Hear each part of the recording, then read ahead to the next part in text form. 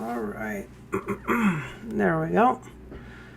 I think we should be up and running, and I think hopefully the audio quality should be decent today. But of course, I think I say that every day. So we will come to find out.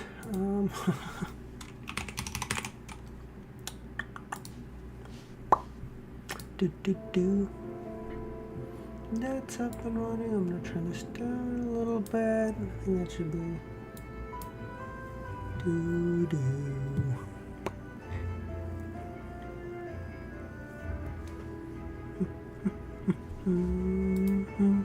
Hey, Nightwalker, how you doing? Bonjour, mon ami. Comment ça va? Hey, Miles.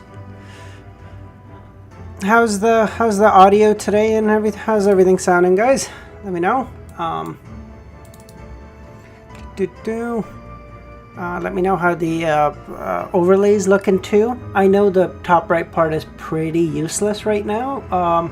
I ordered the stuff for the webcam to come in today. It should. I ordered it off Amazon, so it should hopefully be here today. But it's not out for delivery yet, which is telling me it might be here tomorrow. So we'll see. Très bien. That's good. Thank you. Music not too loud. It's audio. Okay, fantastic. All right, look at that. I think this is the first stream. Milos can probably attest to this. I think this is the first stream ever that the audio's been good off the jump. This is a new and interesting. Okay, yeah, we're gonna try to get through to chapter 95 today. We're making good, steady progress. I'd like to keep it going. As I'm sure you guys saw, I got all the VODs uploaded on YouTube this morning. So you guys probably just got a whole bunch of notifications for that. Sorry about the dump there, but I woke up this morning. I was like, all right, let's get this done. All right, let's get this started. Chapter 91, Solution. I can't remember where we left off yesterday. What was happening? What was happening? Klein. Oh, he was helping Mr. Deweyville, Sir Deweyville. Yes, of course. Okay. Solution. The scenery started to distort, starting illusory and starting to begin began to fade away. After Klein left his dreamlike state, his vision adapted to the darkness in the room. He knew that 1 pound and 10 soli, which was 30 soli a week, Benson didn't have an easy time supporting the family according to the standards of an average family. Oh, I see. They were talking about the girl that we saw die from lead poisoning. I see. God, I hope not, Milos. All right, that's why we're gonna try to get those hidden away from him next stream. All right. The plan is hopefully for everything to be in tomorrow. So I might stream a little. So tomorrow, since I'm home, I might do a stream in the morning, and then wait for the stuff to come in, and then try to do another stream in the afternoon. The one in the afternoon might be a little bit shorter because, again, you guys know 5 chapters is like the max I can do without my throat just getting fucked. Thankfully, I think I'm starting to get better. Like every day I wake up and my throat hurts a little bit less than the day before, which is good. So I think I'm starting to get used to it, which is a good start. And then, yeah, so tomorrow might be a 2-stream day. Second one might be a little bit shorter, but just to see how the overlay's looking, see how the webcam's looking, get used to being on webcam, because, again, I've had this YouTube channel for years. I've never posted hyper consistently, mind you. I'm going to really start now, but so, just get used to being on webcam and stuff. And then that way it'll make my video editing a little bit easier, too, if I can do webcam. All right, sorry, I just got off. He had thought that the majority of workers earned 20 soli a week. He had once heard Melissa remark that Lower Street of the Iron Cross Street had 5, 7, or even 10 families squeezed into the same room. No, today will be a 1-stream day, Nightwalker, because I really doubt the stuff from Amazon is coming in today. By the way, Amazon, talking about poor working conditions, eh? So it's not out for delivery yet, so I really doubt it's coming in today. If it does, today might end up being a 2-stream day, but again, I just really doubt it. So tomorrow will likely be the 2-stream day. Today I did my first backflip. Good job. That's awesome, man.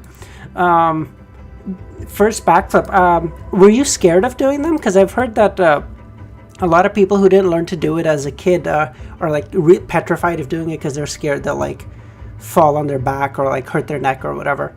Sorry, I'm gonna keep reading. I'll wait for you guys to respond, but like I'm gonna read a little bit. I feel like I've just I'm in the hospital. Stop. I hope that's a joke. If I'm laughing at your misery, I apologize. Okay.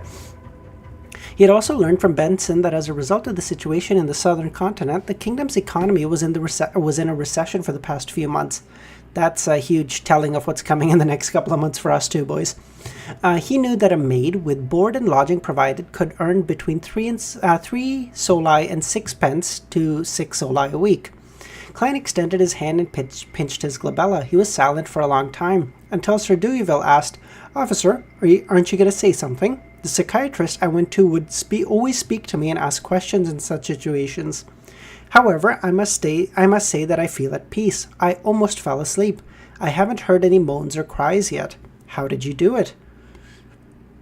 Klein leaned back in the rocking chair. Instead of providing an answer, he asked with a gentle tone, "Sir, do you know about lead poisoning? Do you know about the dangers of lead?" Deweyville fell silent for a second. I did not know about it in the past, but I do now. Are you telling me that my psychological illness stems from my guilt towards the female lead and porcelain factory workers? Without waiting for Klein to answer, he continued just like he always had, in his position of power during a negotiation. I'm too scared of doing a backflip because I've heard that exactly, Miles. I've heard that that's like a super common thing. If you didn't learn to do it as a kid, you build it up in your head and then it just becomes like this nightmarish thing. Whereas people who just learn to do it as a kid, it's like just a thing that they do and it's no problem. It's super common apparently.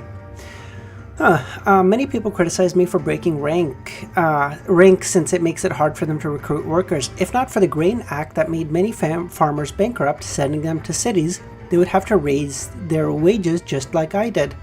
Furthermore, I also informed the supervisor of the factories to make sure that those with repeated headaches and blurry vision are to leave the areas where they are exposed to lead. If their illness is really severe, they can even ask for help at my charity foundation. I think I have done enough. Bro, you think that's enough? Really? Klein spoke without a ripple of emotion in his voice. Sir, at times you cannot imagine how important a salary is to a poor person. Simply losing work for a week or two can result in an irreversible loss to the family, a loss that would cause tremendous grief. He paused before saying, I am curious, why wouldn't a kind person like you install equipment that can protect against dust and lead equipment in your factories? Deweyville looked at the ceiling and laughed. That would make my costs too high to bear. I would no longer be able to compete with other lead and porcelain companies. I no longer pay too much attention to my profit in these areas of businesses. In fact, I'm even looking to fork out some money. But what's the point of keeping the business if I have to keep doing that? I can only help a number of workers and not become a standard in the industry or affect change on other factories.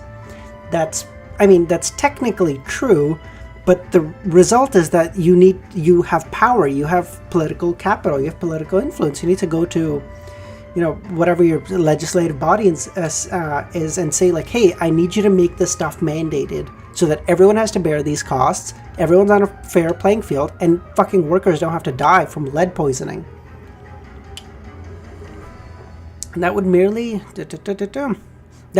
result in me forking out money to support the workers. I heard that some factories even secretly hire slaves to minimize cost. Are there slaves in... I guess there are slaves in this world. Okay, I don't think they mentioned that before.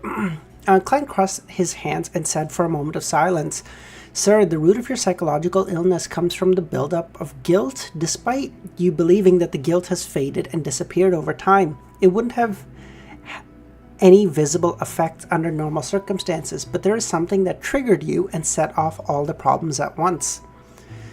Something that triggered me? I'm not aware of such a thing, Deweyville said, puzzled. Klein allowed the rocking chair to rock gently as he explained with a gentle tone. You did fall asleep for a few minutes just now, and you told me something. Hypnosis? Deweyville made a guess. Klein did not give a direct reply and instead said, You once saw a girl dying on her way to work while you were in a carriage. She had died because of lead poisoning. She was one of your workers who glazed porcelain while she was still alive. Deweyville rubbed his temples, speechless, before saying somewhat doubtful, I think that happened once, but I can't remember it clearly. His prolonged insomnia had left him in a poor mental state. He could only faintly recall such a scene. He thought for a moment, but gave up taxing his brain. Instead, he asked, what was that worker's name? Well, what I meant was, what should I do to cure my psychological illness? Klein immediately replied, 2 things. That's fine, that looks okay. Just quickly doing something. First, the worker that died by the side of the road was called Haley Walker. Hey, Nightwalker, a cousin of yours, I presume? Sorry, bad joke. That was what you told me. She was the most direct trigger, so you have to find her parents and give them more compensation. Second, spread information about the dangers of lead in the newspaper and magazines. Allow your charity foundations to help more workers who suffer from damages. If you succeed in becoming a member of parliament, push for enacting laws in this domain. Okay. Klein and I are on the same page here. Good stuff. Deweyville sat up and laughed in a self-deprecating manner. I will do all of the rest, but to enact a law, I think it's impossible since there is still competition from nations beyond our country. Setting up such a law would just slip the entire industry in the country to crisis. Factories would become bankrupt one by one, and many workers would lose their jobs. Organizations that help the poor cannot save that many people. I mean, that's technically true from Deweyville's side, but the answer is, yeah, then you will transition to a different industry. Fine. Hey, Romero, how you doing? He slowly got off the bed and adjusted his collar. He then looked at Klein and said, Haley Walker, right? I'll immediately get Cullen to retrieve information about her from the porcelain company and find her parents. Officer, please wait with me and continuously evaluate my mental state. All right, stood up slowly and smoothed his black and white checkered police uniform. Is that the true creator? Where's the true creator? What? On the overlay. I see. Yes, Romero, it is. He's gonna be a little bit more well hidden because the top overlay that's there, and I'm let's say too lazy to remove. The correct answer is probably too technologically inept, but we're gonna say lazy. I'm leaving that there because that's for a webcam spot. I ordered some stuff for the webcam. It should hopefully arrive in either today or tomorrow, and then that'll have a webcam, so you won't see too much of him, but you'll have the outline, and I think his face at the bottom shows up, so that's something. Toe pics for you, stop. Okay. At 11 in the morning in the living room of Deweyville. That's such a funny statement. In the living room. Oh no, never mind. I read that completely wrong. That is not funny at all. I'm stupid. Apologies. Klein sat at I don't even want to tell you what I read because it was so stupid. I forget it. Klein sat at the sofa in silence as he looked at the man and woman being guided into the house by Butler Cullen. The two guests had blemished skin, wrinkles already woven into their face. The man had a slight hunch, while the woman had a mole under her eyelid. I presume the parents of Haley? They looked nearly identical to what Klein had seen through Haley. Yeah. Just older and more haggard. They were so skinny that they were almost all bone. Their clothes were old and ragged. Klein even learned that they couldn't continue living on the lower street of Iron Cross Streets any further. Bro, if you can't even afford to live there, fuck. Klein sensed an icy wind start to spiral through his spiritual perception. He pinched his glabella and shot a glance towards Deweyville. It was unknown when a faint white translucent contorted figure had appeared behind him. Okay, so Haley's back. Interesting. Good morning. Good morning, honorable sir. Haley's parents were unusually polite. Deweyville rubbed his forehead and asked, "Are you both the parents of Haley Walker? Doesn't she also have a brother and a 2-year-old sister?" Her mother, sorry, mother, Jesus Christ. Her brother broke his leg at the harbor some time back. We got him to take care of his sister at home. Deweyville remained silent for a few seconds before he sighed. "My deepest condolences for what happened to Haley." Upon hearing that, the eyes of Haley's parents immediately turned red. They opened their mouths and said over each other, Thank you for your goodwill."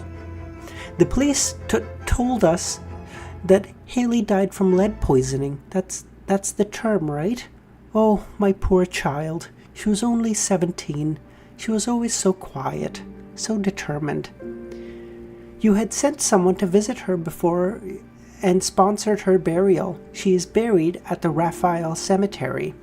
Deweyville glanced at Klein and changed his sitting posture. He leaned forward and said with a serious tone, "That was actually an oversight of ours. I have to apologize. I have considered that I need to compensate you for Haley. Her weekly wages were 10 soli, were they not? 1 year would be 520 soli, or 26 pounds. Let's assume that she could have worked for another 10 years. Cullen gave Haley's parents 300 pounds. Whoa, that's a lot of money. That's dope. But, yeah, their child is still dead. I mean, don't get me wrong, he can't do anything about the child at this point, so the money is good, and that's like a lot of money, but still, yeah, 300 pounds? Haley's parents were dumbfounded. They had never had more than 1 pound of savings, even at their richest. That's wild. It wasn't only them who were dazed. Even the expressions of the bodyguards and maids in the room were also that of shock and envy. Even Sergeant Gate couldn't help but draw in a deep breath. His weekly salary was only 2 pounds, and among his subordinates, only one chevron constable earned 1 pound a week.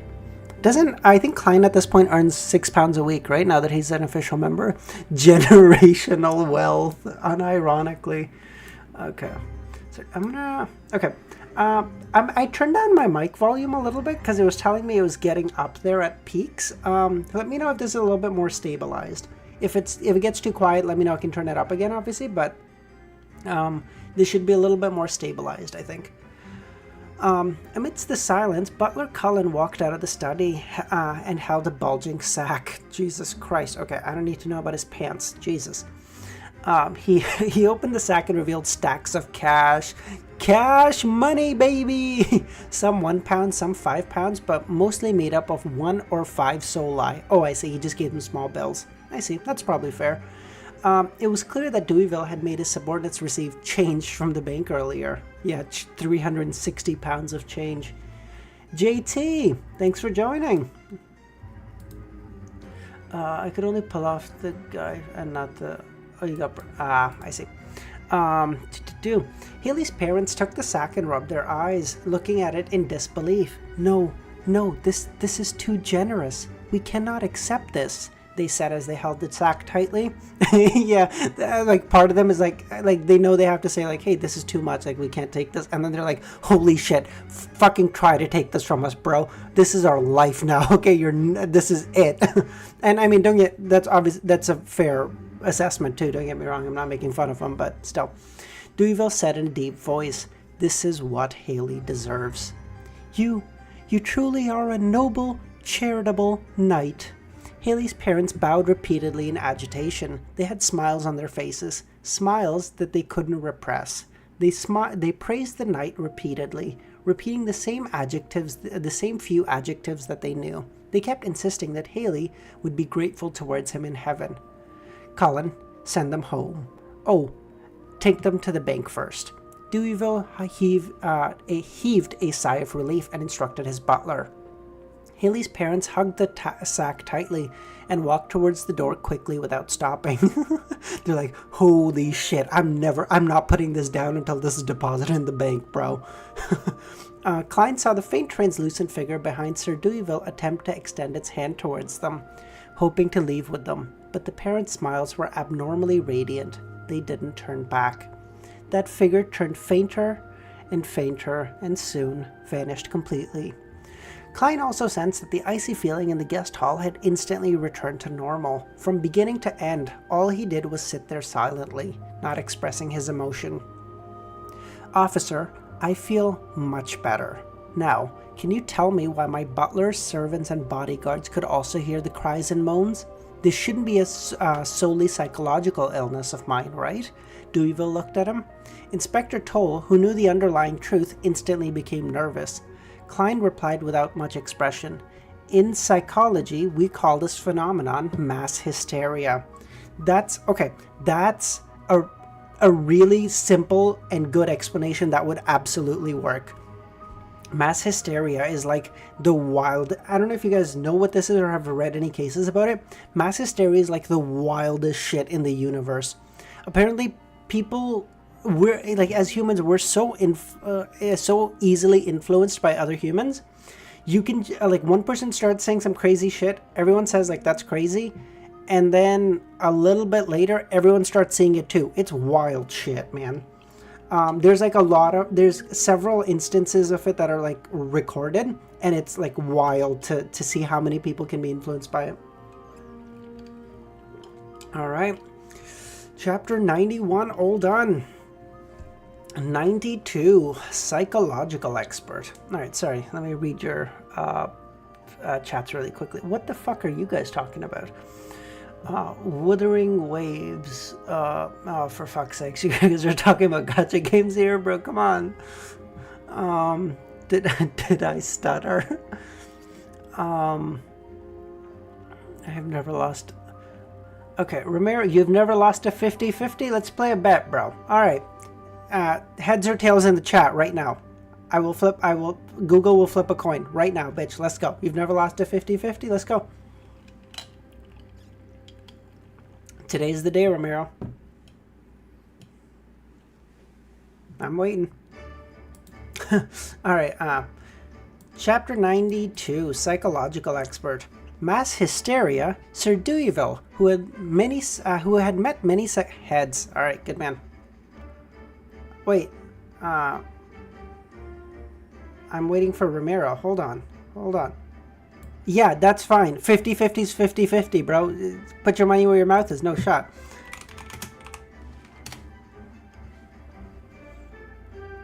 All of you get shit on.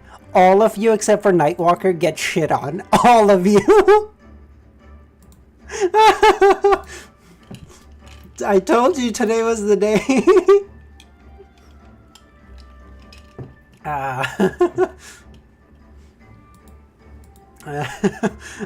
Mass hysteria.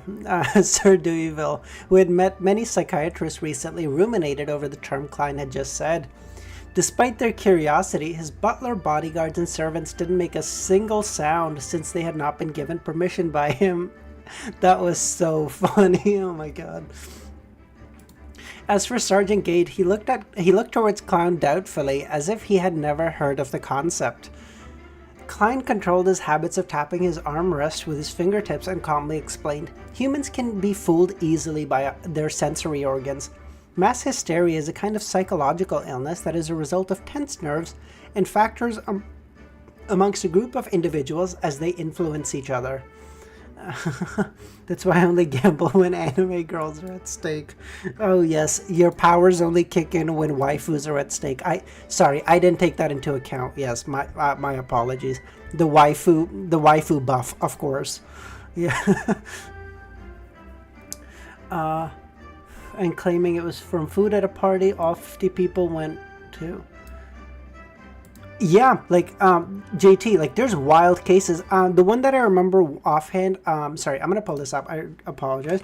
I think it was Portugal, World War II, mass hysteria. I think it was Portugal. No, was it not? Fuck, man, it was a South American nation. As soon as it pops up,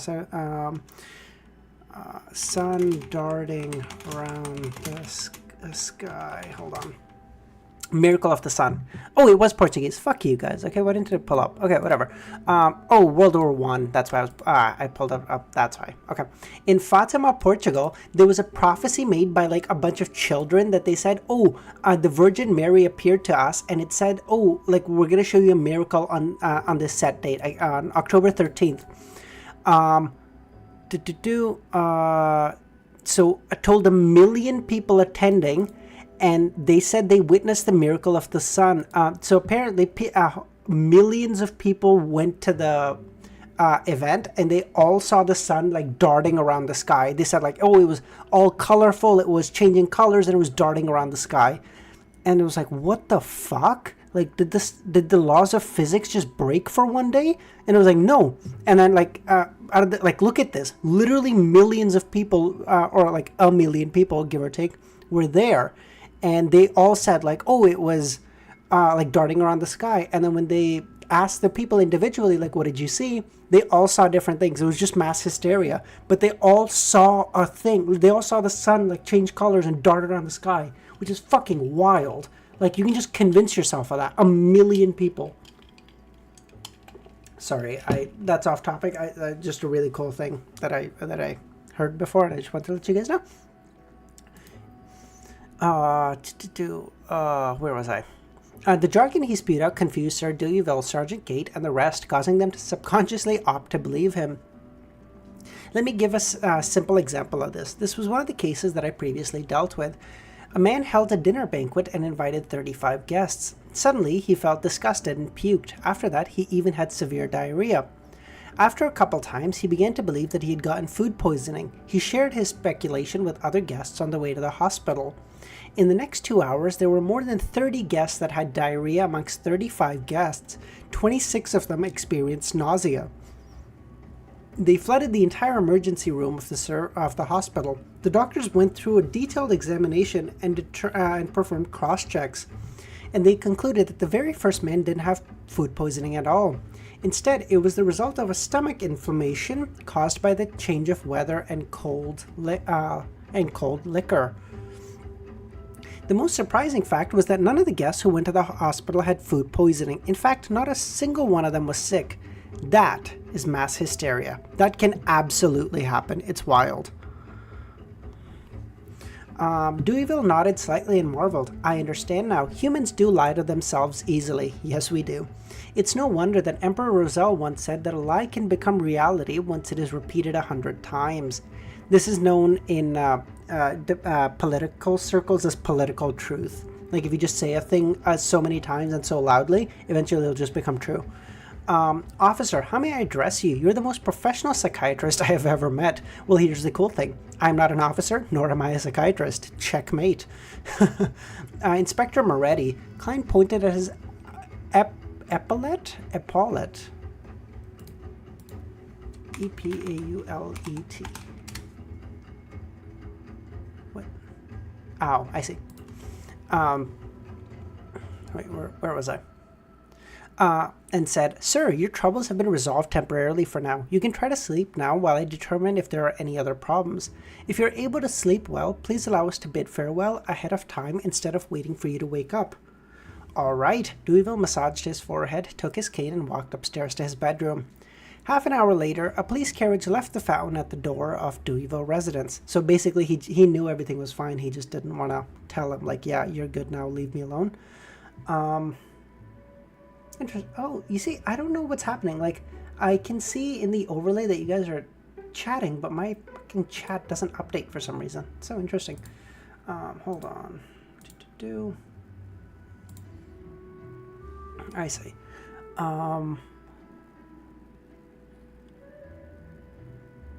Yeah, no, JT, that one is wild. Something from you might have. I think so. I think you might have just been remembering this event, but what he mentioned was was a real thing. And I didn't. I'm sure like events similar to like that fucking food poisoning one have happened. Oh, maybe I might just use my phone. Like, because I basically currently, to keep up with chat, I'm having to switch through like 3 different goddamn Yeah, exactly, JT. That was funny. The time, like, I'm basically having to switch through like three different screens to try to keep up with chat because sometimes one of them will update and then that one will freeze and then other ones will update and then that one will freeze. Like, it's just a fucking mess. I might just pull up the stream on my phone. That's actually a good idea. All right. Okay, let me actually just get a holder for my phone. God damn, my desk is such a fucking mess. Okay, we're good.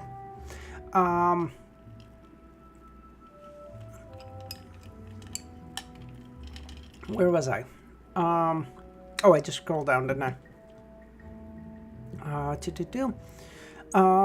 When Sergeant Gate got off the way and returned to the police station, Inspector Toll looked towards Klein. He complimented in jest. Even I believe that you were a real psychological expert.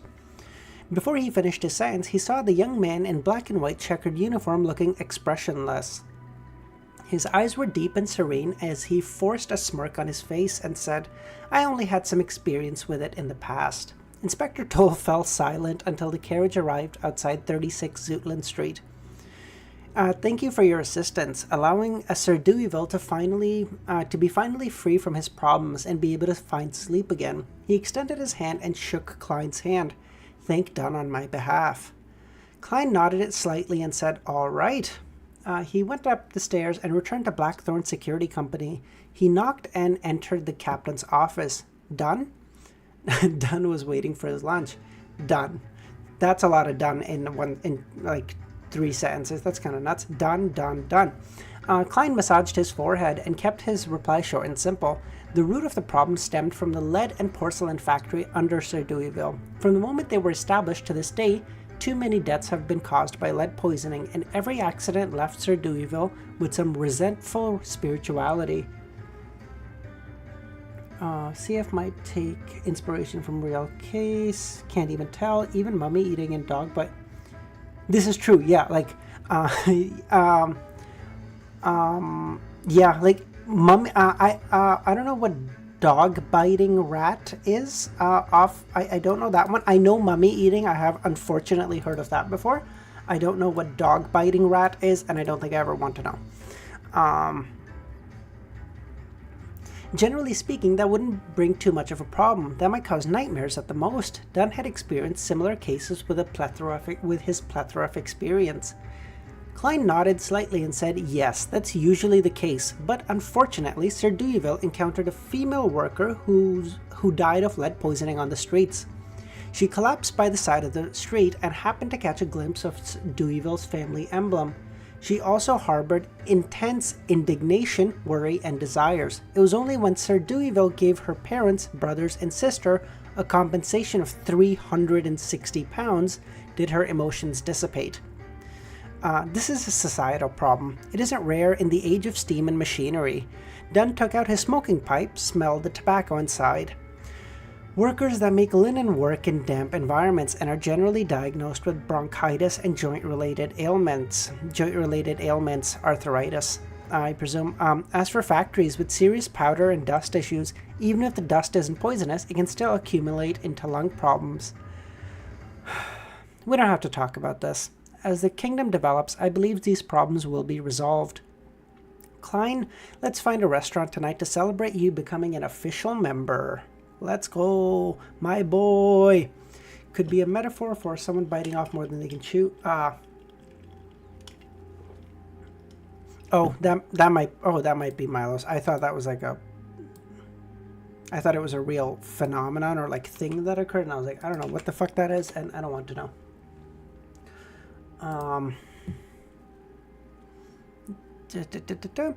Klein thought for a moment before saying, "How about tomorrow, Captain? I have to fucking run to do my special secret meeting, okay, that you would fire and possibly put me in jail for." I have used Spirit Vision for an extended period of time today, and I've also used Dream Divination to directly interact with those remnants. I'm feeling especially drained. I want to return home in the afternoon to get some rest. Would that be okay? Oh, then I'll head to the Divination Club at about 4 or 5 in the afternoon to see the club members are reacting to the news of Hannes Vincent's sudden death. No problem, that's only necessary. Tomorrow night it is. Let's do it at Old Will's restaurant next door. I'll get Roseanne to make a reservation. Thank you, Captain. See you tomorrow. Dunn lifted his hand and said, Hold on, did you mention that Sir Deweyville gave the female workers' parents a compensation of £300? Yes, Klein nodded and immediately understood the reason why the captain mentioned it. You are worried that they will get into trouble because of their wealth. Dunn sighed. I see. Yeah, that's a good point. I didn't actually consider that. Nah, it's a sport where rats and dogs are put into them. I see what you mean. I think it's called another thing, Romero. I know what you're talking about. It's and this was mentioned. Yeah, you're right. This was mentioned in the story. It has a different name. It's like 2 dogs are put in, and then they bet on which dog can kill the most amount of rats. I know what you're talking about now. I don't know what I'd even look up to find out what that was, but I know what you're talking about. Yeah, that did show up in the story. You're right. And that was based on a real thing. That is also true. I've seen many similar situations in the past. Pass me their address. I'll ask Kinley to arrange for them to leave Tingen in the city to start life anew. All right, Klein replied in a deep voice. Rat baiting. Yes, I think that's what that was. Thank you, Amnesiac. With all of that done, he left Dunn's office and entered the break room diagonally opposite. He changed into his original suit and left the police uniform in his locker. Klein took his public carriage back to Daffodil Street in silence. He took off his coat and top hat. He then heated up his leftovers from last night and ate them with the last piece of wheat bread to fill his stomach.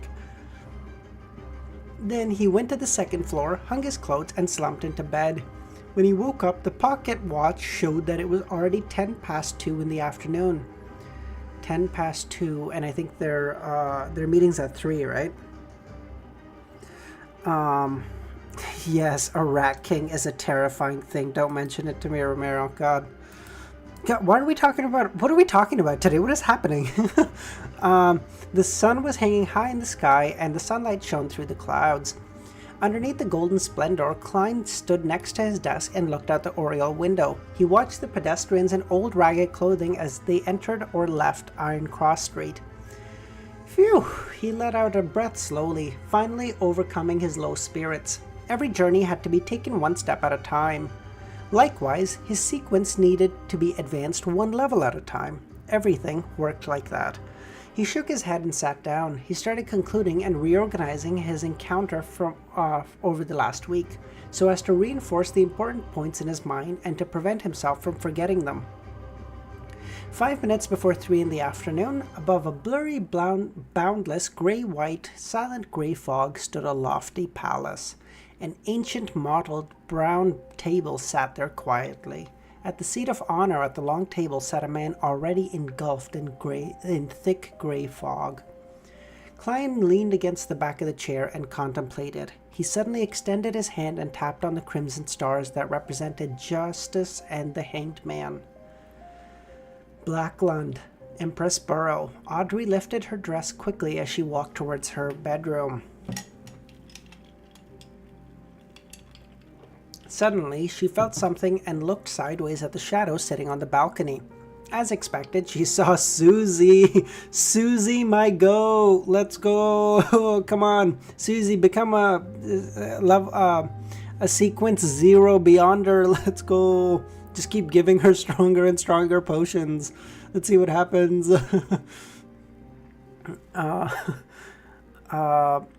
Wait, where was I? Susie, who was sitting there in silence, observing her as always. Audrey sighed and drew a crimson moon on her chest. She then got closer and looked at her golden retriever from a commanding position.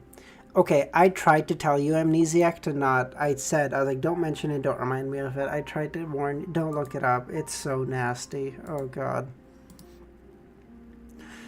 Susie, that's not right. This is peeping. A spectator has to observe in an open manner. The golden retriever lifted its head to look at its owner and shook its tail. After nagging its tail, Audrey didn't delay further and continued walking towards her bedroom again.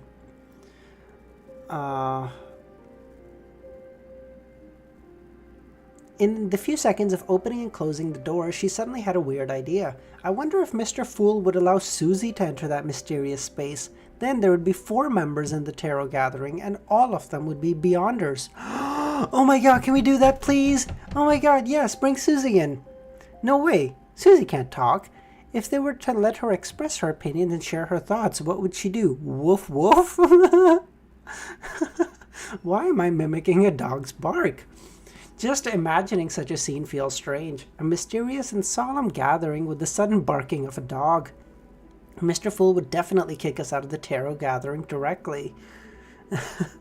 Not the more you know, Romero. As the saying goes, ignorance is bliss, okay? The less you know, actually. Audrey looked at the door and sat by the side of her bed. She took out a piece of old yellowish-brown paper from underneath her pillow.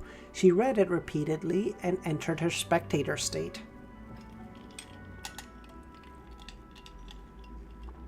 In the particular area of the Sonia Sea, an old sailboat which was in pursuit of the listener had already left the Rorstad archipelago.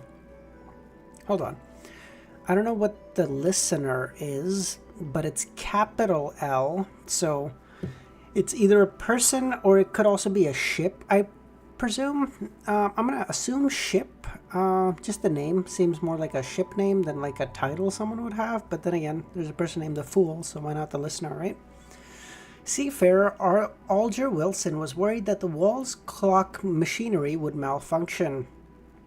So he entered the captain's cabin about half an hour earlier in case he had misjudged the time, which would cause his subordinates to see him getting pulled into the tarot gathering. Tell me, what is that? First time hearing? No, Nightwalker, I promise you, you don't want to know. Trust me, I'm saving you from yourself. Yeah, you don't. In front of him was a glass of nearly transparent liquor. The rich aroma swirled strand after strand into his nostril. What the fuck? That's a weird thing to explain. I'm still reading the wiki page. Alger trembled once again when he thought of the impending gathering, the boundless fog that presented itself in front of the hotel corridor, and the mysterious fool who sat in the middle of the grey fog. He lifted his glass and took a gulp, using the burning sensation in his throat to ease the emotions that had stirred within him. Very soon, he restored his calm. He was as calm and stoic as ever. There's a Russian saying that says, the less you know, the better you sleep. Absolutely.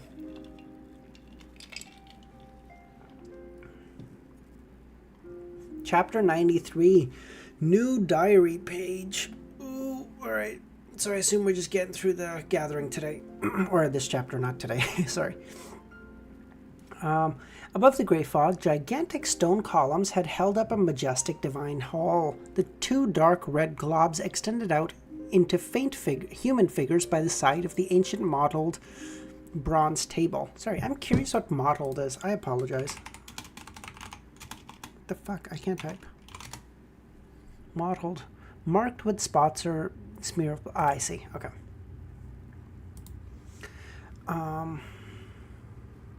Nightwalker, bro, what are you watching?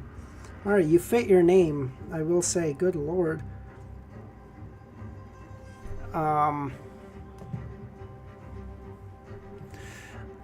Above the... Good afternoon, Mr. Fool.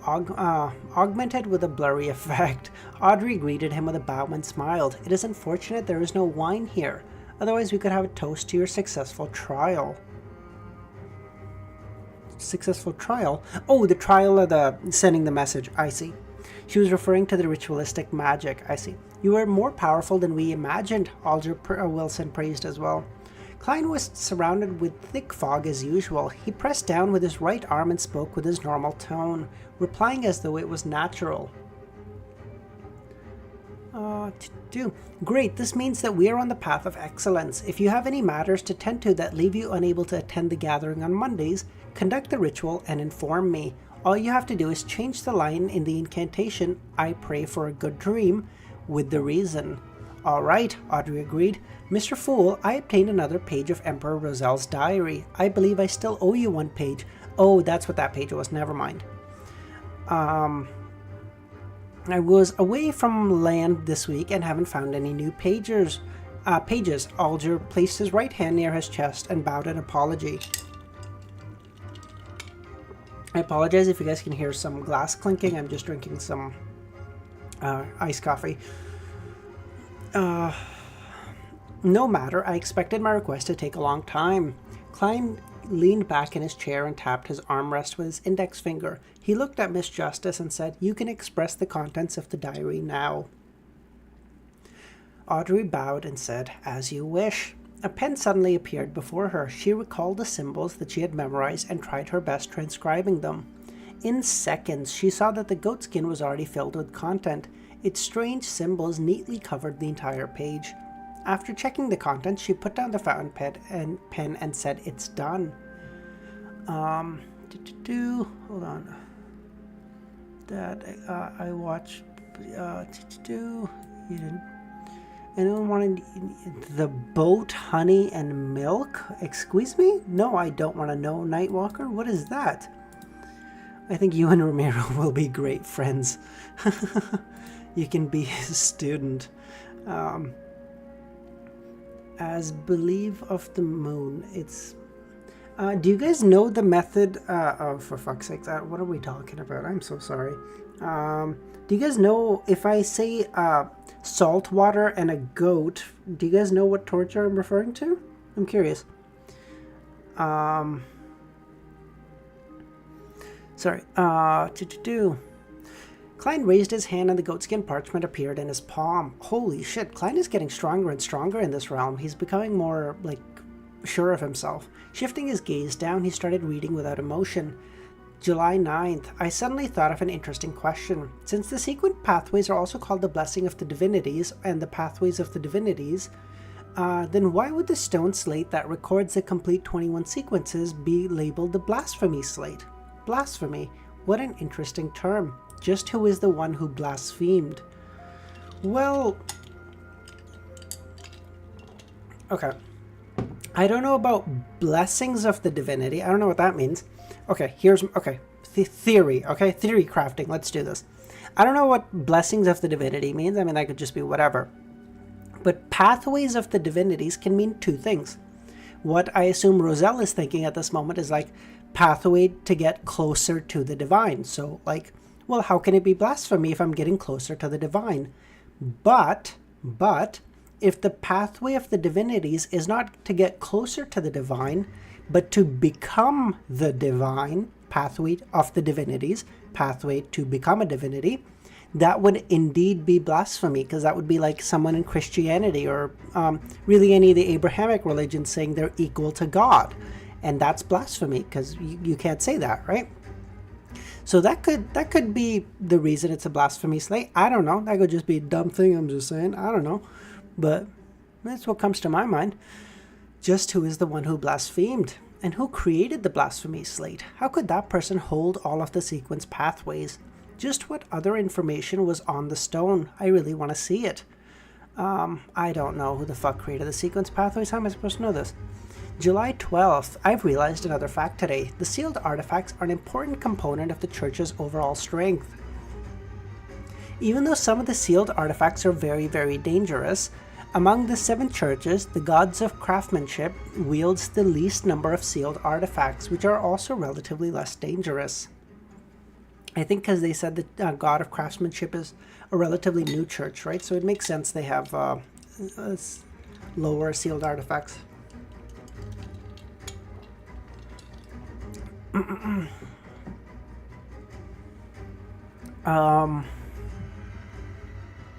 Did I join an organization without a future? No, I should think of it this way. Only a blank piece of paper can produce a good painting.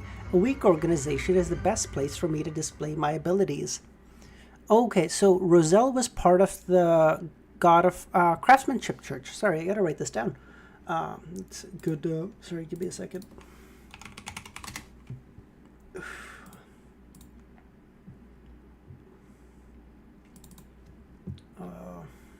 So, he.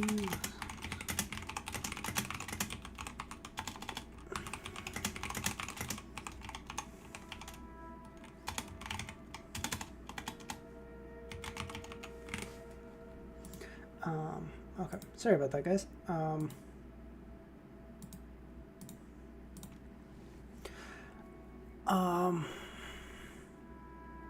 July 14th, I saw that mysterious Mr. Zaratul again. I never expected him to be the leader of an ancient organization, the Secret Order. Wait, Zaratul. We've heard this name. Wait.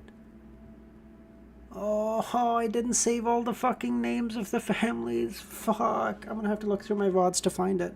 Fuck. I took my snapshots and then something else came up and then I deleted them. Fuck. No.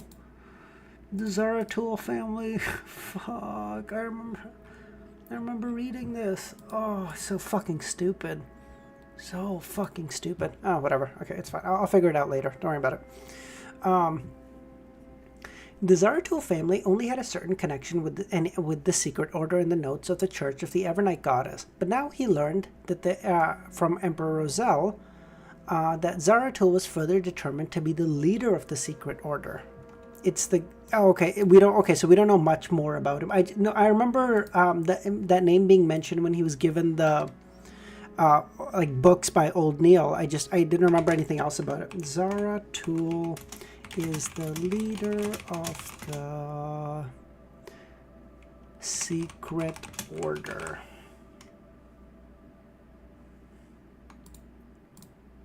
Okay.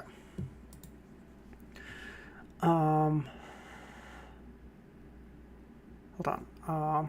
Hey, Sound, thanks for joining. Nice to have you.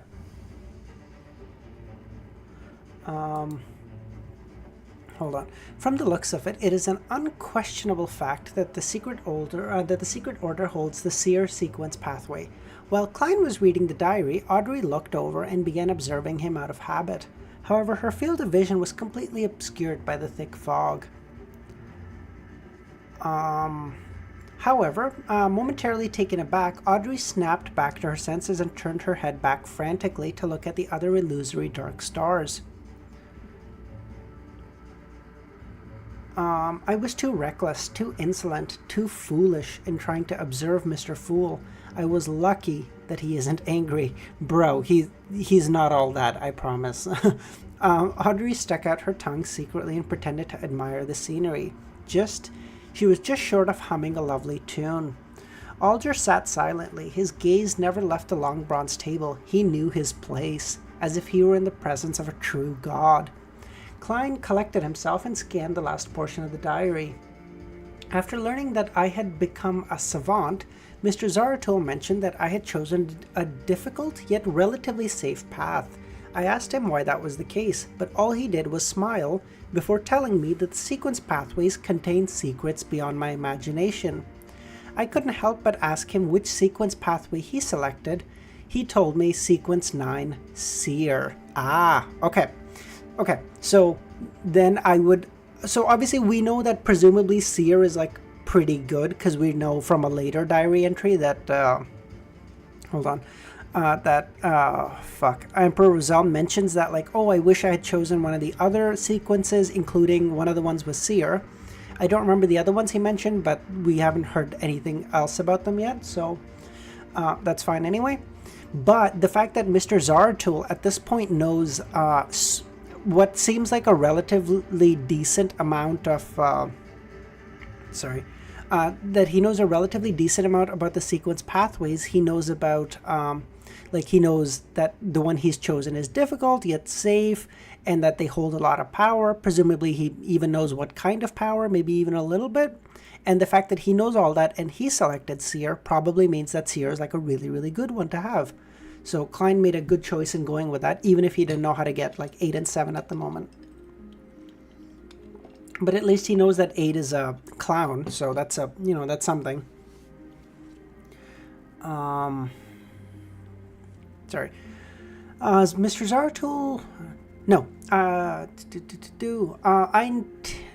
What the fuck? I intentionally mocked him and asked if every seer only disclosed half-truths, never explaining things more clearly. Furthermore, he's clearly a powerful high-sequence beyonder. There was no need for him to continue acting as a seer. Mr. Zaratul told me that it was a habit he adopted back when he was a seer, and that this was a method that could pique my curiosity and make me cooperate with him. He had hoped that I could help him steal a dangerous sealed item from the Church of the Craftsmanship, a relic of the Antigonus family. Holy shit, it all loops back around, boys! Oh my god! I appreciate that, Ramiro. It would have been easier, I think, for you and everyone if you put that in Discord, but this is all good. I'll copy paste it from here. I appreciate it. Thanks, buddy. Reading 1400. Yeah, it is investing a lot of time. Absolutely, Amnesiac. That's like, I didn't really expect anything to happen. Like, when I first started streaming this, it was literally as a joke. I did this as like my logic was like, okay, I'm reading this. I was like, if I'm gonna read it anyway, I might as well stream it. Like, I don't anticipate anyone to watch me, but like, you know, even if so, like someone does, it's great because I was gonna read it all the same anyway. And so it was just kind of funny. And then at the end of my Lord of the Mysteries video, I just put like a sentence at the bottom. I was like, hey, like, oh, I might consider streaming this. And then a person was like, hey, like, you should really do that. And another one was like, infinite fucking content glitch. What the fuck? So I was like, okay, I'll give it a shot. Again, I didn't expect anything to come out of it. It just kind of worked out that way. Hold on. Clearly, this must wait until I become a core member of the Church of the God of Craftsmanship. I asked Mr. Zaratul how long would it take to digest the potion if I used the acting method, and what standards I should use to determine if I had digested it completely. Oh, this is really important information. Oh, Devil, thanks for joining. Oh, yeah, no worries. I'm glad to have you.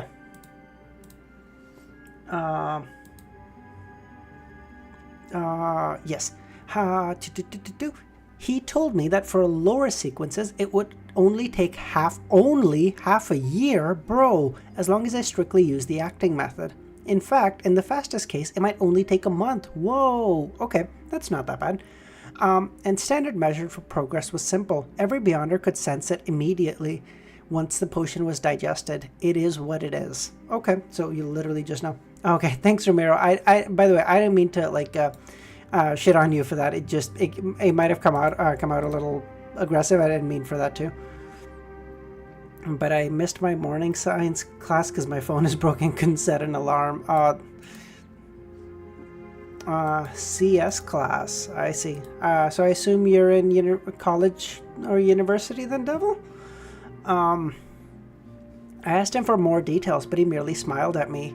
To hell with the smiles. I'll beat up every seer when I become a high sequence beyonder. Might be the first web novel which is being read on YouTube.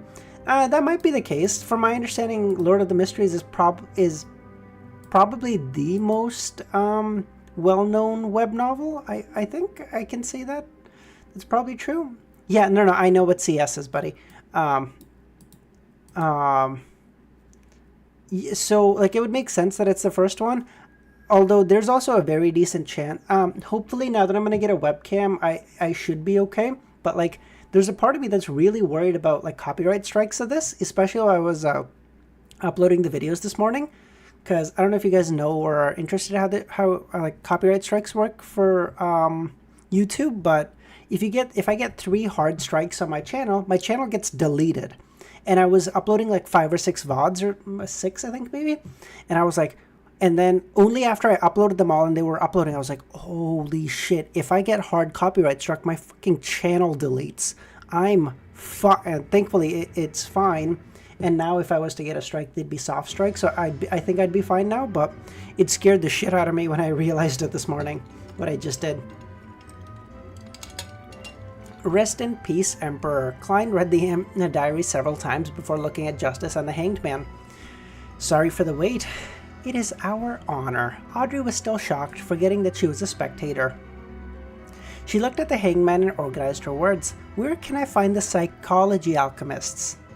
Yeah, you should really not show text. Yeah, exactly. Yeah, no, I know, Romero. However, I think when I get the webcam set up tomorrow, I think I should be fine. I might put some kind of layer through like a translucent layer over this to make it a little bit less, and then I think I should be good though. Yeah, like I think between my ad-libbing, between a webcam being on, and between the music, and probably like a little bit of a translucent tint on top of the words, I think I should be fine for copyright strikes. But again, we'll play it by ear. Part of it is there are audiobooks, Nightwalker, but audiobooks are generally licensed through whoever the publisher is, or the author, depending on whoever has publishing rights. So those are different. But yeah, again, I should be fine. I don't mean to I don't mean to worry. I'm not monetized anymore because I went on a long hiatus. So I'm trying to get again, sorry, one last tangent. I'm gonna get back to reading, I promise. To get monetized on YouTube, you need two things, and that's 1,000 subscribers, which is fine, and then 4,000 watch hours, which I don't have at the moment because I'm coming back from a year-long hiatus. So, and I used to be monetized in the past, but if you don't upload in a certain amount of time, I think it's a year, your monetization gets stripped.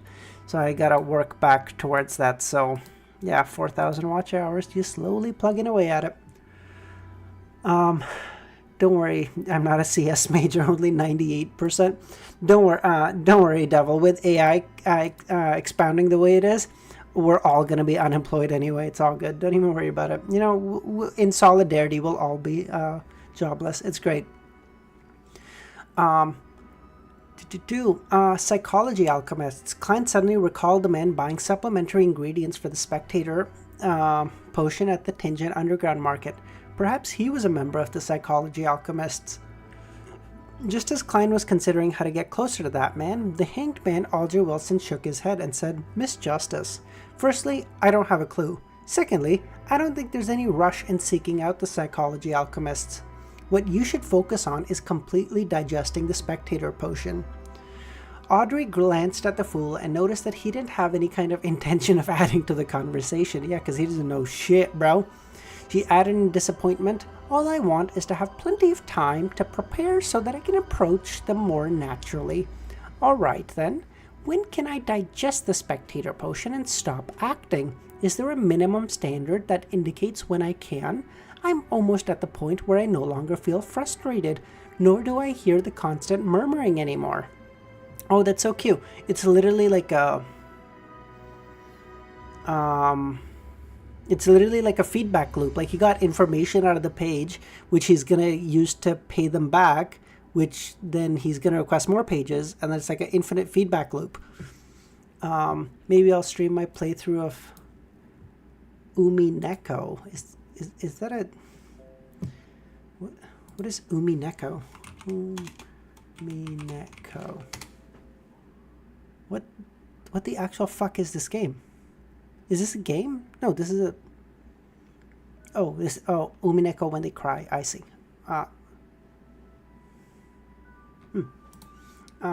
Streamer is going to be the last job remaining on the world. Well, apparently, there's some talk that like AI YouTubers are going to take over, and like I'm sure you guys have seen it when you're on like YouTube or... yeah, exactly. That's what I was going to say. AI YouTubers and VTubers are wild.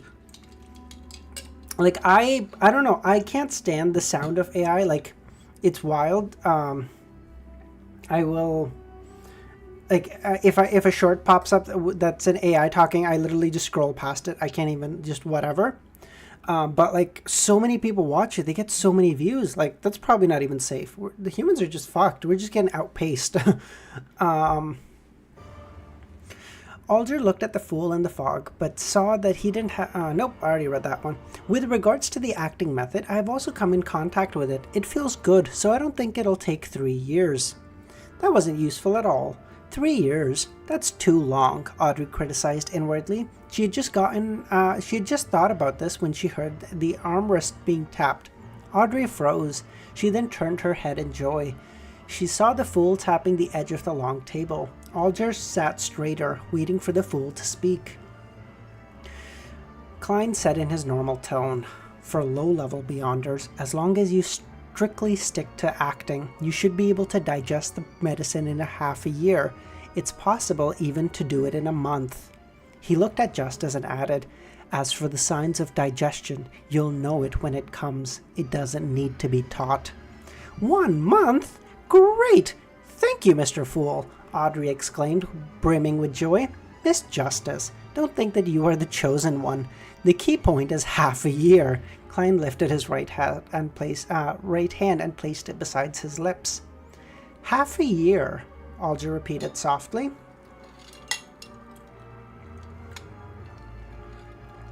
Audrey sensed joy, relief, and intense doubt in his tone. What is he suspicious about? Audrey thought as she asked, Mr. Fool, have you considered adding more members? Klein leaned back casually. He had long prepared an answer. This started as a trial, so I didn't spend much time thinking about extending our meetings. But now, as a regular gathering, we must choose our members more carefully. Secrecy is our motto. Audrey nodded gently and said, That is to say that we have to follow a process of observation, recommendation, and testing. Yes, a process. You can interpret it that way. In his mind, he was thinking about how he could inquire about the secret order and the clown potion. How can I ask a question in a way that befits my status? Klein was in a difficult spot. Oh, don't get me wrong, Romero. I use AI all the time. I am so thankful that AI didn't come out until, well, like AI has been out for a little bit, but I want to say it really started being popular last year or so. Like, I think at least that's when I started being like more familiar with it. And it was like I was third year university. I'm now in my final year, so it was like I've started using it a lot. But it was really handy now because like I have a decent level of like skills and capabilities built up, and I can use AI to enhance that. I feel like if this shit came out when I was in grade 9 high school, I wouldn't have learned shit about shit, dude. I think kids who are in like low-level high school, like sorry Miles, I don't mean to single you out, but like a 15-year-old right now, holy shit, I feel like you just get through everything just using that. It's wild. I haven't heard of Maya. I haven't heard of that. I'll check that out. I'm gonna just type it out here so I don't forget. Okay. Hold on. At that moment, realizing that Justice temporarily had nothing else to say, Alger took the initiative to speak. I've heard that a listener from the Aurora Order is searching for traces of the true Creator, which is the holy residence they advocate. Ramiro, is that you, bro? Are you the member of the Secret Order? What's happening? Or the Aurora Order? What's up? It is an ancient entity worshipped by numerous secret organizations and cults. They believe that the Creator hasn't completely perished. The core he left behind is the true Creator. Alger gave a rough explanation. Since the 5th epoch, the true Creator has appeared in many forms, such as the Hanged Giant or the Eye behind the Shadow Curtain. Many people believe that Emperor Rosal referenced the imagery of the true Creator when he was creating the tarot cards. Hence, there is the existence of the Hanged Man.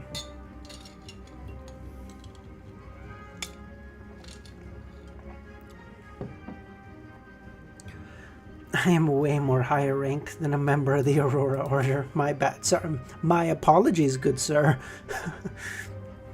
At this point, he looked at Klein and said, Mr. Fool, there's nothing wrong with what I said, right? Wait, what? He looked at Klein and said, Mr. Fool, there's nothing with what I said, right? I assume that means there's nothing. I assume there's supposed to be a wrong here. I'm going to assume that.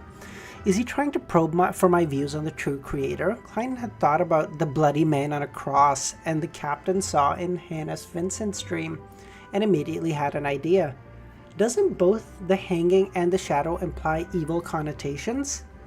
Therefore he chuckled and said, I am more inclined to call him the fallen creator. Ah, that's where that comes from. Cool. I don't want to read comments. I'm going to get spoiled for fucking sure. I learned my lesson the wrong way when... sorry, not the wrong... the hard way when I was first reading Tower of God. Fuck, man, I get spoiled every 5 chapters because I kept reading comments like an idiot.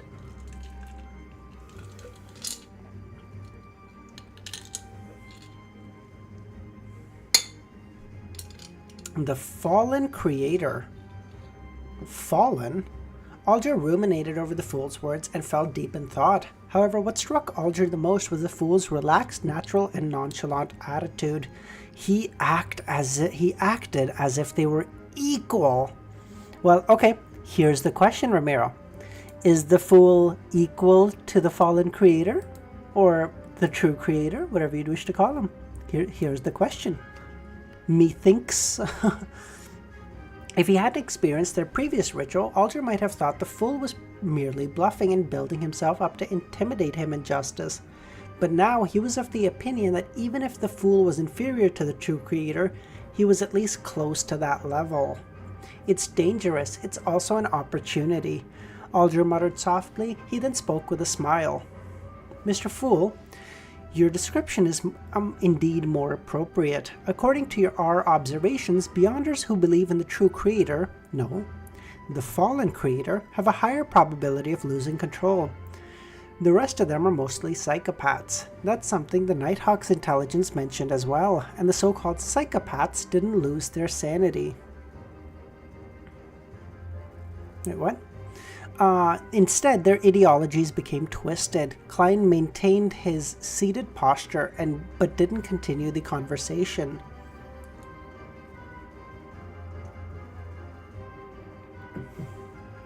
Oh, I see. Okay, so we can say they're of relatively equal status. Okay, fair enough, Romero. The correct answer is Sesame AI. What the fuck are you guys giving me, bro? What is happening here? Sesame AI. Okay, I will try that later too. He was still considering how to inquire about the secret order and the clown's position, but he couldn't figure out a way of asking the questions in a way that fit his persona. Such a pity that the gathering is still so different from an internet forum. Otherwise, I could create another Smurf account to join the gathering. And that account would be in charge of asking questions that are inconvenient for me to ask. That is actually a really clever idea. And now that he's said it, I have a feeling that he's gonna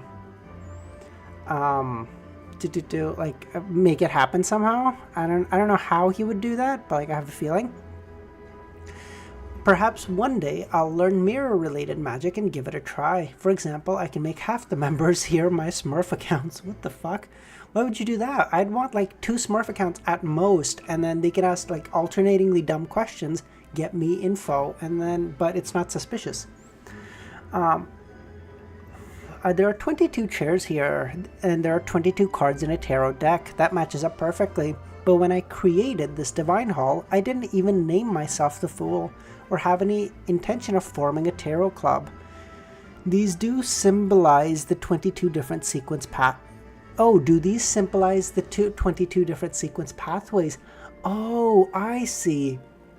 So what would happen, so theoretically what would happen is you'd want to get one person of each of the sequence pathways in the tarot club, and then you can all ascend together, help each other with info, and then if my theory is right, you can all become gods together. Oh, that'd be so cool. Or I could just be wrong about all of it. Who the fuck even knows? Upon seeing the Fool remain silently engulfed in the thick grey fog, Audrey asked both wistfully and curiously, "That sounds scary. Mr. Hanged Man, could you share in detail the information about each and every mysterious organization?" and also the matters regarding each secret cult, it's hard for me to come into contact with them during my daily life.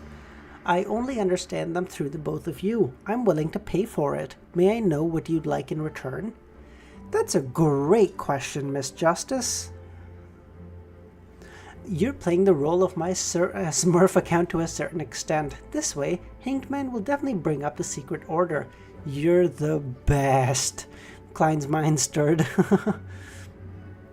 Alger thought for a moment before saying, I need money. £1,000? It'd be best if they weren't bills marked with a serial number, or maybe gemstones that have just been unearthed. Price them according to the Black Lung Jewelry's exchange monthly average price.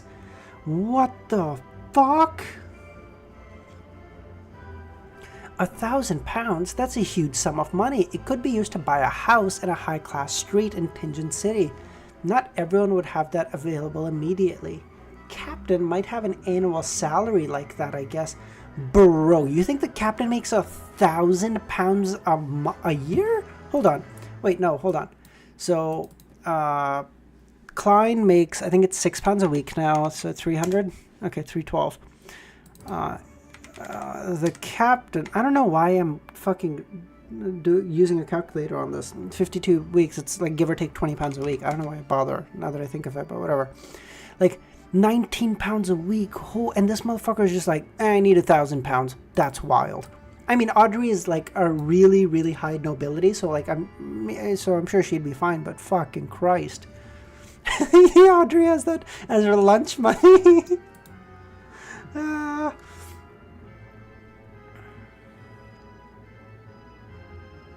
Hold on.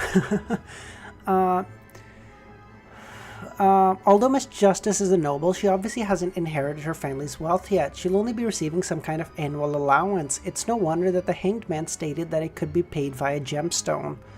Klein was very sensitive towards monetarily figures.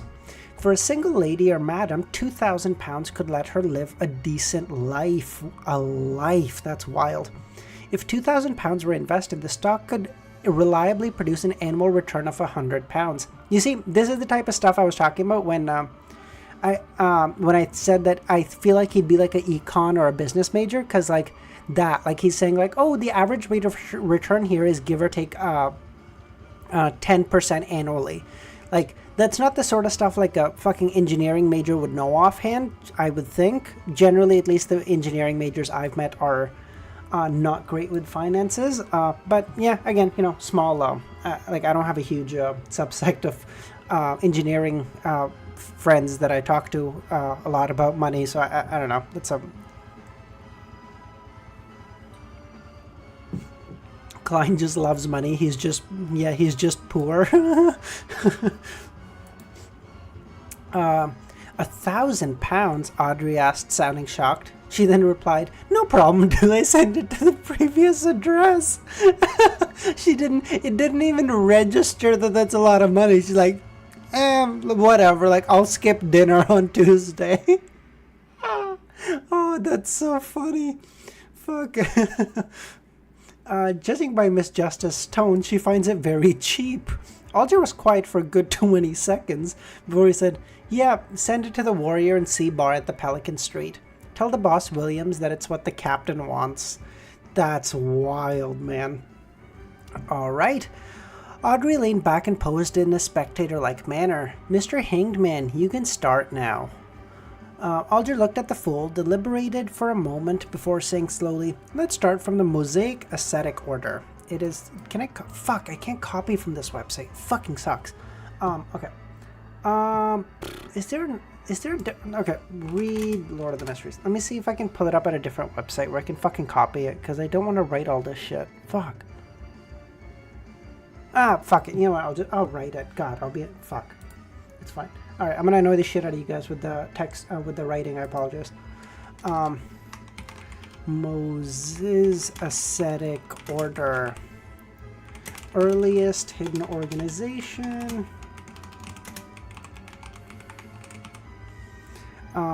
Many think the earliest are the Church of the Evernight Goddess and the Church of the Mother Earth and the Church of the God of Combat.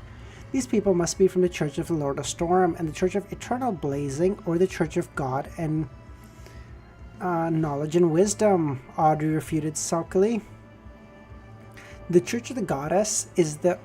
Wait, I thought didn't he just say the Moses Ascetic Order is the earliest one? Why is he saying the Church of the Goddess is the earliest hidden organization? What? What exactly happened in the fourth or third epoch? Alder smiled and said, "The truth is buried in ancient history. Only one thing is certain. No one has ever said that the Church of Lord of Storm and the Church of Eternal Blazing Sun or the Church of God and Knowledge were once hidden organizations." Wait, what?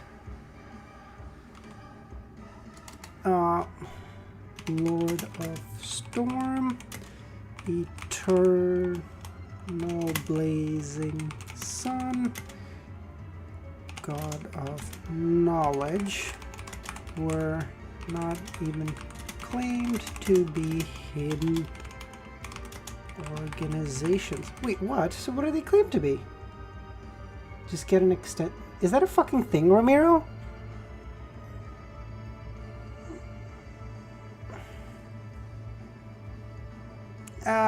You know what, fuck it, it's fine, fuck it. Alright, let's save some time and return to the main topic. The Moses Ascetic Order was first established by a few humans that read the blasphemy slate. Organized by men who read the blasphemy slate. The description is that of a god, but it is more of an ideology, a natural law. For example, all objects are numeric. The hidden sage is an embodiment of spirit and numerology, or that the knowledge is supreme, and the hidden sage is knowledge itself. Hence, the original Moses Ascetic Order is a very respectable organization. It maintained a good relationship with other major churches. Does anyone else, when they hear the hidden sage, think of, fuck me, what was the term the monkey can call himself? The great sage equal to heaven? That's what I think of when I think of that. I don't know why, but that's what I imagine. It's probably not the fucking Sun Wukong, but that's what I imagine. The members of the organization led ascetic lives to resist losing control and to resolve the effects of the remnant potion. What is ascetic? A-S-C-T-I-C? Ascetic. Severe self-discipline, I see. And abstention from indulgence. So it's kind of like, fuck, what's the thing called? Fuck me, I know this. Oh my god. The thing that Marcus Aurelius did. Oh my god, I know this. Hold on. I'm so sorry, guys. I'm just fucking going everywhere today. What was this thing?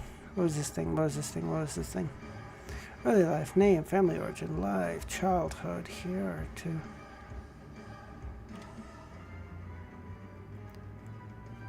You guys know what I'm talking about, right? The thing that he like did. Oh, Stoicism. Fuck me. That took so long. It should not have taken that long. Wow. I was like retreating it from the back of my brain. That's what it reminds me of, like Stoicism. The members of the organization led ascetic lives to resist losing control and to resolve the effects of the remnant potion. They strictly kept the order's secrets and they upheld moral and religious precepts. They believed that humans continuously reincarnate after death. So basically Hinduism is like what we're looking at, or like Buddhism is what we're looking at here. By the way, am I supposed to know what the remnant potion is? Has this been mentioned, or am I just like I just know the name and I don't know anything else? Is that normal? Sequence 9, they call this Mystery Prior. The word warlock has also spread from the organization. Audrey listened to the hanged man's description carefully and asked, "You said the ascetic order was used to be a respectful organization. Are they not anymore?" "Yes, they have fallen into corruption and are now an evil organization."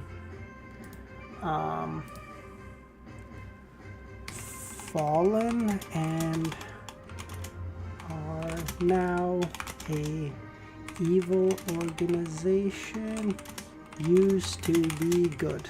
Okay, cool. Why? I find their beliefs very good and very normal, Audrey expressed. That was Klein's confusion too. The information that he could get at security clearance didn't provide the reason for their fall from grace. Audrey looked at the unfathomable fool and tersely agreed. I see. I am not sure of the reason. It might be because it has been buried by history. However, I have heard one terrifying explanation. In that story, the main reason why Moses' ascetic order fell into corruption was because the god they believed in, the hidden sage, came to life. He became the personification of an evil god. Myth says they fell to evil due to the personification, due to the manifestation of their god, who was an evil god. Okay. Came to life? How? Audrey found it unimaginable. Without realizing it, she exited from her spectator state. It's like a horror story, but even the ghost is a god. But the ghost is even a god. Klein's heart stirred with a surge of emotion. I'm sorry, no one knows the answer. Maybe Mr. Fool would know, but he... Alger wanted to say maybe Mr. Fool would know, but he held back the urge. That's good, because he for sure didn't fucking know. Remnant potions just mean sequence potions. I see. Okay. He had already teetered up on the borders of danger once. In the Book of Storm 5.7, there was a saying that Alger remembered clearly, which says, "Do not test God." Audrey calmed herself down and didn't want to press anymore. She gestured for him to continue. Klein maintained his seated posture in silence, validating the hanged man's description with his own understanding. Finally, he realized that there were 4 points that he needed to take note of. First, the Demonist sect was also known as the Demonist family in the Fourth Epoch. Back then, there were very few members, and their beliefs were passed down through bloodlines. Plus, they would kill the father of their children and abandon the baby boys. Demonist sect reminds me of the Amazon warriors from... You guys know what I'm talking about, right? I don't know where the fuck that's from, but the Amazon warriors, like Wonder Woman and stuff. I know Wonder Woman is probably like the most mythical thing that I can mention for that, but like that's what I can think of. Okay, so sue me. Hence, all the members were female. Of course, that was all from Alger's description, and there was no way to verify. Well, there's a way to verify. We saw that the Demonist sect is in charge of the assassin pathway, and then they said that assassin number 7 was witch, and assassin number 7 was witch. Witch is a gendered term. It's only for women. So there's got to be a reason for that. So we know something. Oh, although I guess we know that and Klein doesn't know that, right? Yeah. Third, the current psychology alchemist was similar to the earlier Mosaic ascetic order, Moses ascetic order. They believed in a non-anthropomorphic existence. They believed that the human spirit could change everything. Fourth, the secret order had the lowest activity level among all the hidden organizations. Thus, they were the most unknown. Every time they appeared, they seemed to be after something or looking for something.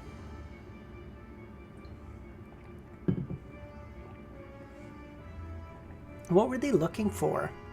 Klein recalled the diary that he had read earlier. The leader of the secret order, Zaratul, cooperated with Roselle. His goal was to get something left behind by the Antigonus family.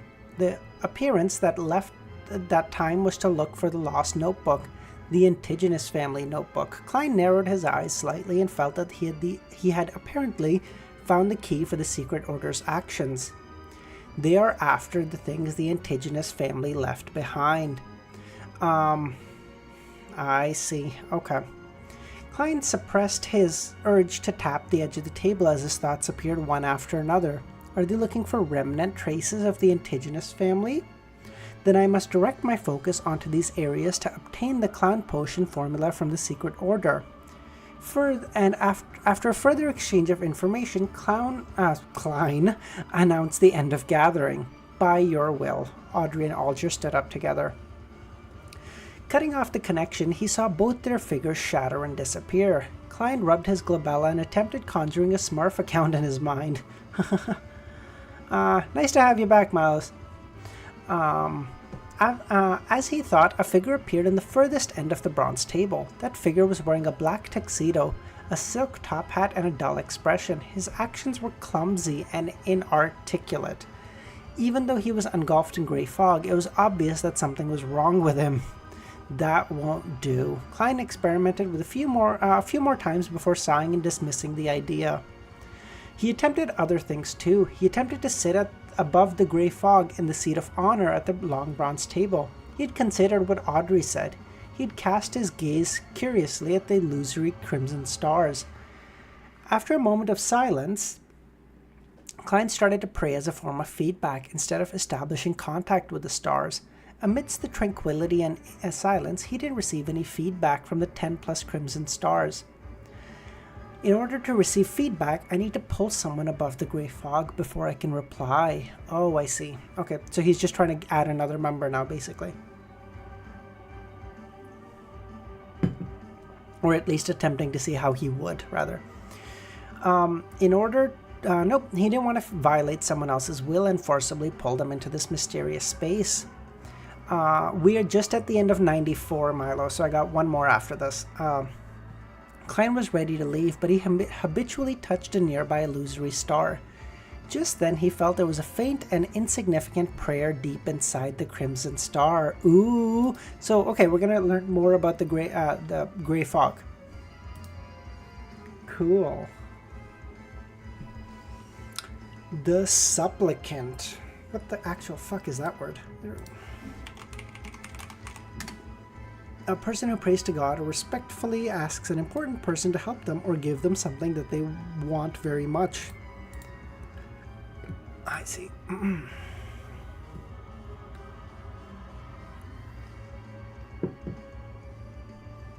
Look at that.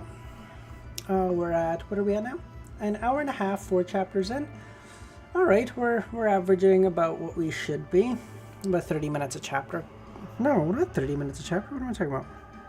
Closer to like 20, 25 maybe. Prayer. Klein's mind stirred as he used the same method he used back then when he spied up on the Hanged Man. He allowed his spirituality to spread outward and touch the crimson blob. A hazy and contorted image appeared within his sight. He could faintly see a blonde teen kneeling on the ground, facing a crystal ball. That teenager was dressed in a tight-fitting black outfit. What the fuck? With a style very different from the contemporary style of the Lone Kingdom. It was more congruent with the traditional clothes of the Faesac Empire and the Intes Republic that Klein had seen from reading magazines. Ooh, are we going to get someone from a different part of the world? Diversity, as the Trump administration would say, DEI. The area surrounding the teenager was dark and had old furniture. From time to time, the room would be illuminated, but Klein couldn't hear the roaring thunders or the pattering of rain. In the image, the teenager had his hand on his forehead, fingers crossed. He bowed forward, continually praying for something. His thick accent buzzed in Klein's ears.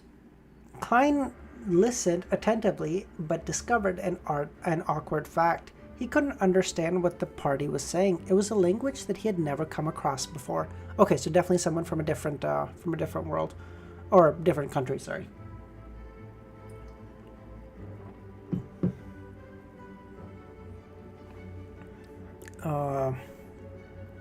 To think that I cannot understand a foreign language, even though I'm a mysterious ruler of this world. Klein gave a self-deprecating laugh. He indignantly tried listening in one more time in a manner more attentive than when he had to do English listening comprehension tests back on Earth. He was listening to the prayers. He gradually discovered something. Even though he had never learned the language the young man was speaking, he found it had similarities to ancient Faesac. Mom, Dad. Yes, I'm just going to say Mom and Dad, okay? Those are likely the meanings of those two terms, right?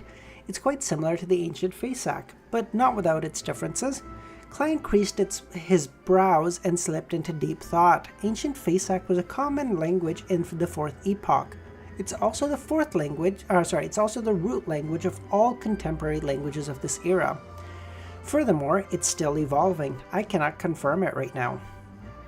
He listened to it over and over again, eliminating the possibility of the language being modern. Could it be a dialect of ancient Faesac, like the language used in the Antigonus family diary? Klein tapped his fingers on the edge of the bronze table and nodded indiscernibly. There was another possibility. Ancient Faesac didn't spring into existence out of nothing. It was an evolution of Jotun, the language of giants. The Faesac Empire in the north has always claimed that its people possesses the bloodline of the giants. Perhaps this is an ancient Jotun. Ah, we got Loki over here. At this point, Klein, who lacked knowledge, could only stop. He retracted his spirituality without looking or listening into that scene. He had no intention of pulling the praying teen above the fog immediately. He wanted to know what the young man was talking about. First, of course, before that he had to observe him frequently and conduct basic tests. Klein exhaled as he leaned back in the chair. He enveloped himself with his spirituality and stimulated the feeling of falling. He revised Roselle's diary. Klein changed into his formal wear and left for the divination club. He took the public transport despite the pay raise, but he did splurge to support Mrs. Wendy's business. He spent a pence and a half on sweet iced tea to combat the afternoon heat. When he arrived at Howe Street, Klein tossed the empty cup into the trash can and walked up to the second floor. Before entering the building, he pinched his glabella and activated his spirit vision. Just as Klein had entered the hall when he felt a faint lingering grief. The pretty receptionist, Angelica, was sitting there. Her slightly red eyes looked unfocused. "The grief will pass in time," Klein said with a gentle and firm tone as he walked towards Angelica. Angelica looked up abruptly, clearly confused. "Mr. Moretti." She came to her senses and asked perturbed, "You already know about Mr. Vincent?" "Oh, right. I forget that you're an exceptional fortune teller." Klein sighed appropriately. "I only managed to divine a very rough outline of what transpired. Just what happened to Mr. Vincent.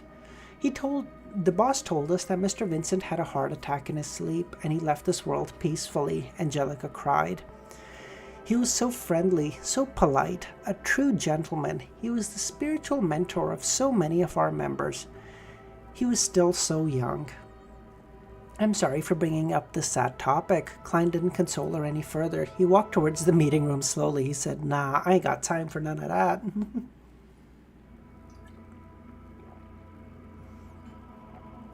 Angelica took out a handkerchief and wiped her eyes and nose.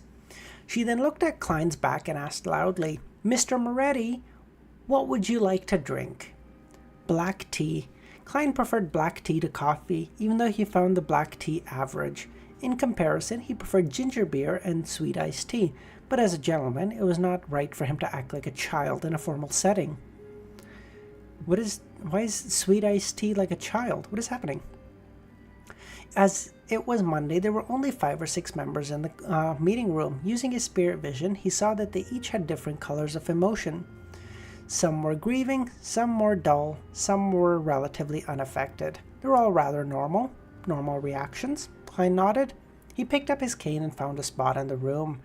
He was about to deactivate his spirit vision when he saw Angelica walk in and towards him. "Mr. Moretti, a customer is looking for you. It's the same person from last time," the beautiful lady said in a hushed tone. "Ah, I see. It's the man that he helped with the liver issue, right?" "You still remember him?" Klein asked with a smile. "I wonder if he brought the magical medicine as I instructed. I wonder if he still needs surgery." Angelica covered her mouth and said, "He's the only person who is willing to wait an entire afternoon for a divination." Klein grabbed his cane and stood up. He walked outside without saying anything. In the reception area, he found the person who had sought his services the other day. He also noticed that the aura near his liver had regained its normal color. His overall health had also improved. Congratulations, the feeling of being healthy is wonderful indeed, Klein smiled. Bogda was first taken aback before he immediately extended both hands and grabbed Klein's right palm. Mr. Moretti, you truly can see my condition. Yes, I have fully recovered. The doctors asked me questions over and over again, ran tests on me repeatedly, but they cannot believe that I recovered just like that. Upon hearing Bogda's ecstatic description, Klein calmly confirmed one thing. The apothecary at Lawson's folk herb store was definitely a beyonder. He had seen how severe the man's liver disease had been. Fully healing him in the span of a few days was beyond the capabilities of herbs and medical ability. The only explanation was that of a beyonder. Coupled with the incident with Glasses, there could only be one answer.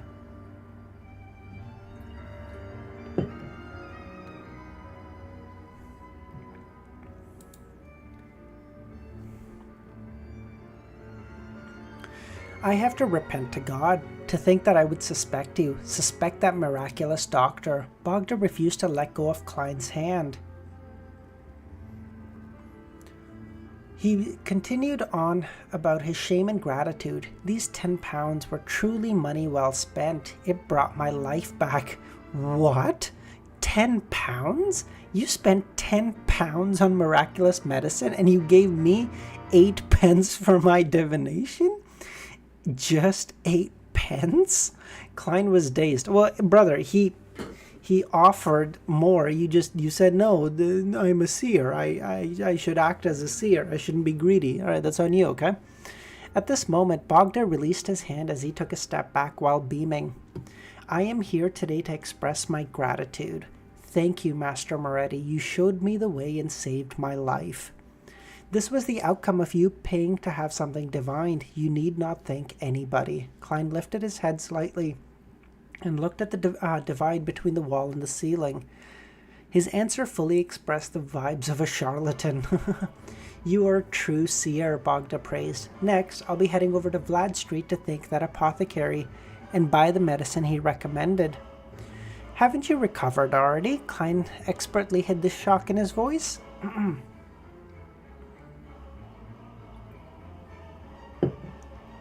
Oh, I just came up with a nasty idea for Bullseye's trial. I don't know what that is. I apologize. I don't know if that's a reference to something or something. Bogda looked around and laughed while he confirmed that the receptionist was not paying attention to them. He chuckled and said, the doctor mentioned a concoction of herbs that includes mummy powder. It is a prescription that would satisfy both men and women. I didn't believe the doctor back then, but I have no more doubts now. There's a prescription like that? Klein suddenly felt the apothecary was a cheat and suspected if he had pushed the person in front of him into a fiery pit of doom. He observed Bogda and confirmed there was no problem with his aura. Mummy powder? Klein asked. Yes, mummy powder. I have asked a friend. He said that even the nobles of Blackland are manically looking for such an item. It's a powder made by grinding mummies, which gives men peak performance in bed. Even though it's disgusting and sounds dirty, it truly is a material used by aristocrats. Bogda gave a detailed description. He had an eager desire in his eyes. Mummies made from corpses, then grinding them to powder? Klein was dumbfounded. He nearly retched in front of Bogda.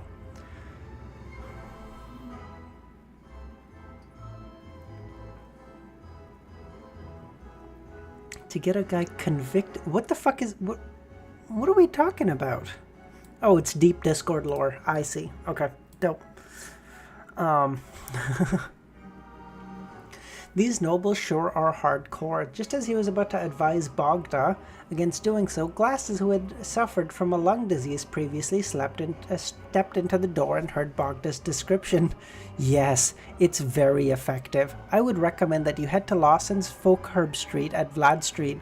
Mr. Lawson's secret recipe is very effective. Glasses took off his spectacles, leaned over with interest. He recommended in a hushed tone, my experience was very, very, very perfect. You know of it too. I was just about to head to Mr. Lawson's folk herb store. Bogda's worries vanished completely. After a short conversation, he left the divination club in a hurry. Up until then, Klein was still a little dumbfounded.